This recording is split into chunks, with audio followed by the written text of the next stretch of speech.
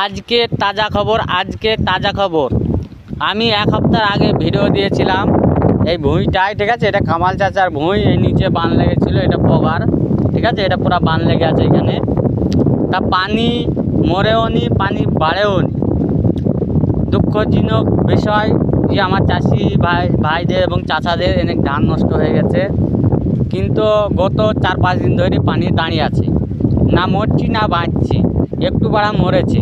তা এই পগারে লেগে আছে পানিটা, দেখে নাও। এক সপ্তাহ আগে আমি বেরিয়েছিলাম, তাই যেখানে পানি সেখানেই আছে। দেখেন এই সেই তাল গাছগুলা, এই ভুঁই, আর ওই শাহপুর, ওইটা আছি পলিস্ত্রি, ওইটা শাহপুর মুন্সিপুর। দেখে নাও, এটা পুরা বানের পানি। আর এই ছেলেপুলিরা মাছ ধরছে, এই ফাঁসিতে মাছ ধরছে। ওই ছেলেপুলি শিশু গাছে মনে বসে আছে। আর এটা হচ্ছে নিমতখানা।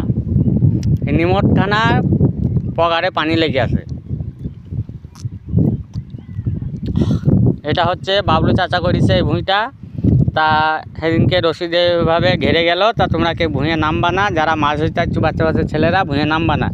পুরা ভুঁইটা রসা দিয়ে বাঁশ দিয়ে ঘেরে দিয়েছে। পানিটা এক সপ্তাহ ধরে এত দূরে আছে, দেখে নাও মাঠটা পুরা।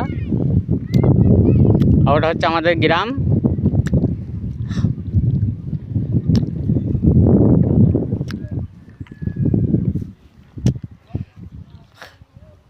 তা ভিডিওটা কেমন হচ্ছে আপনাদের মতামতটা জানিয়ে দেবেন। এটা পুরা বান, দেখে নাও।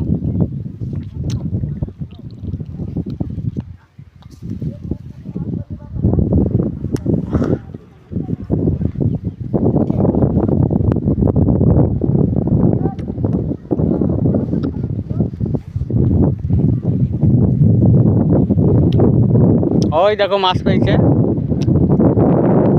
ওই দেখো একটা বল লেগেছে ফাঁসিতে, ওই দেখো ছাড়াচ্ছে, ওই দেখো ওই ছেলেপিলিরা সব, ওই ছেলেরা বসে আছে ওই শিশু গাছে মনে হয়।